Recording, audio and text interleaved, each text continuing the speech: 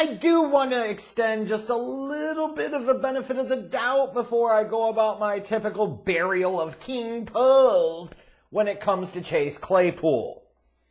Number one, I understand that not every move you make is going to work out the way you hope. No risk it, no biscuit type of thing, right? Nothing ventured, nothing gained, blah, blah, blah. So sometimes you have to take gambles. You have to take chances. You have to show some confidence in your ability to evaluate talent, your confidence in the infrastructure that you have constructed for your football team. Get that. Also understand last year, it was a pivotal year in the development of Justin Fields.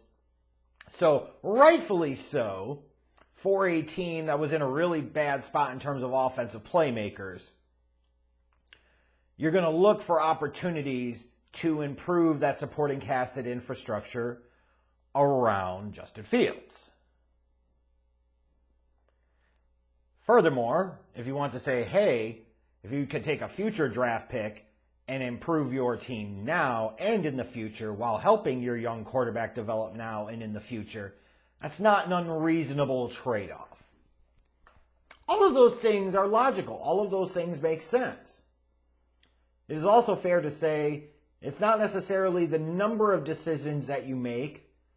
It's those big, important, key decisions and how right and wrong were you on those that determine how life goes.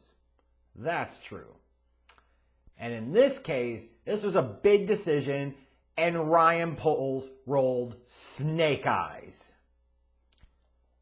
To me, this whole Chase Claypool deal stunk from day one. And part of the reason for that is, to me, when you're talking about being a general manager, being in this type of spot, when you're making this type of trade, some of this is about risk management, risk thresholds, risk tolerance, risk acceptance, risk mitigation. I mean, a general manager is as much a risk manager to me as anything else. So, when you're talking about risk management, you got to ask some basic fundamental questions before you dive both feet in on this. You see Chase Claypool is available on the trade market. Why? Like, that's the first most important question. Why? Then you go down at many different levels here. Why is a guy that was a second round pick with this type of physical skills and tool set of Chase Claypool, 6'4", 230 pounds, sub-4, 540, drafted by an organization in the Steelers that has actually shown a proclivity, a history for getting it right at the wide receiver position? Why are the Steelers open to trading him halfway through his third season with the team on a rookie contract that is incredibly cheap? Why would they do that? Another important fundamental question.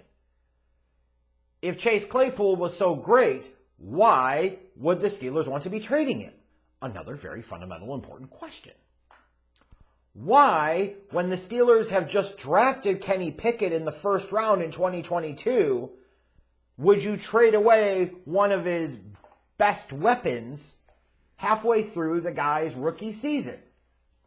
Again, important fundamental question. Why would you expect Chase Claypool to come in to Chicago in that situation and expect the same or better performance than what he had in Pittsburgh? Again, important fundamental questions. What would he need to do to justify whatever round draft pick you're going to put into this trade? Fundamental, important question.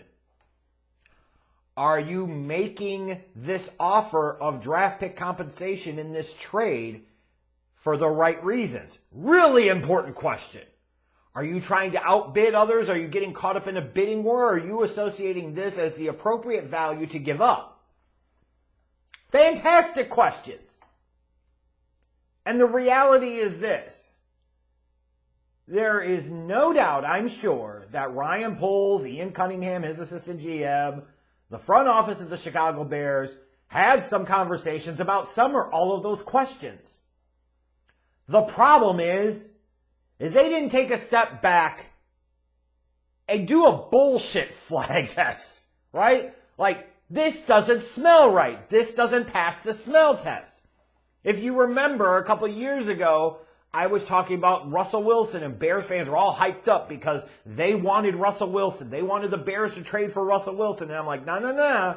This shit doesn't pass the smell test. And as you start to go through that, if you're open-minded enough, you say, you know what, God, that does make sense. Why in the fuck would the Seahawks be trading a franchise potential Hall of Fame quarterback when he's still in his early 30s? Something's not right here. Stay away. It's fundamentally the same question. Desperation can lead to dumb decisions. And the Bears and Ryan Poles are so desperate to get in anything on their offense last year that they made a really dumb decision to trade for Chase Claypool. Which is why it shouldn't be a surprise that after about a year of being in Chicago, one offseason of doing some runway modeling in France, Chase Claypool, all of 18 receptions, 191 yards, and 1 touchdown catch, with the Bears surrendered a second-round pick to get. That second-round pick being the 32nd overall pick in the 2023 draft. Here sit the fucking Chicago Bears trading Chase Claypool to the Miami Dolphins for basically a pick swap in 2025. That's how insignificant Chase Claypool is viewed. The Dolphins are like, fuck it. We'll take a flyer on him, but we're only going to give you a 6th rounder 2 years from now, and you got to give us a 7th rounder in that same draft in return. Like, that's how insignificant Chase Claypool was viewed, even by the team that traded for him in the Miami Dolphins. Now, could I say, hey, for the Dolphins, this is an incredibly low risk, low to medium reward type of situation? Yes. Should they be making this type of deal? Absolutely. Why not? They've got really nothing to lose. They've got very little to nothing invested in Chase Claypool, so if he comes in, he acts like a fucking tool or moron, you can just send him packing just as easily as you brought him in. But meanwhile, for the Bears, this is fucking disaster. To all those that are sitting there and talking about, well, at least Ryan Poles acknowledged his mistake and he moved on. Here's my deal. That is an important trait, right? Like, don't be so caught up in your own bullshit. Don't be so stubbornly stupid that you won't admit your mistake. But in this case, the problem is that the mistake was ever made in the first place. There was a lot of first guessing of this deal, myself included at the time, that thought that this was crazy. Like, why would the Steelers want to give him up? Why are you giving a second round pick that could be really high for another team's wide receiver 3 instead of having drafted the guy in George Pickens that ended up taking Chase Claypool's job? What the fuck are you doing here? And when you look at this season, like imagine if the Bears hadn't gotten DJ Moore in that draft trade. The Bears would have been rolling into this season assuming Chase Claypool was going to be wide receiver 1 or wide receiver 2. Well, shit. They did go into this season assuming Chase Claypool was wide receiver 2, and what a fucking disaster that was. All the pounding of the table you had to hear from dopey Bears fans and media about, oh, Chase Claypool, man. Yeah, here's the problem. He's big, but he plays small. He's fast, but he plays slow. Like, how else can you put that? The Chase Claypool deal is about as bad going years back as to when the Bears gave up a second-round pick for Gaines Adams, rest his soul. It's that level of bad. This is a terrible trade, and this is the type of trade, along with other factors and considerations, that should lead to Ryan Poles being fired. King Poles my ass. This is a disaster. This is going to go down as one of the worst trades in Chicago Bears history.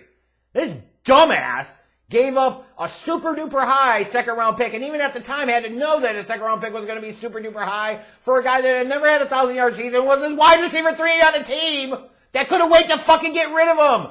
Ding-dong, dumb dick, what the fuck are you thinking? And you're still going to have people defend Ryan Poles on this and try to minimize this and excuses. What the fuck is wrong with you?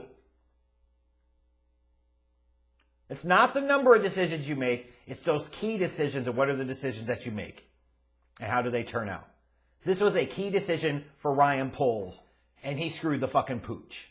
This is terrible. One of the worst trades for the Bears ever. Not Rick Meyer, 97 first round pick that, but it's not far behind.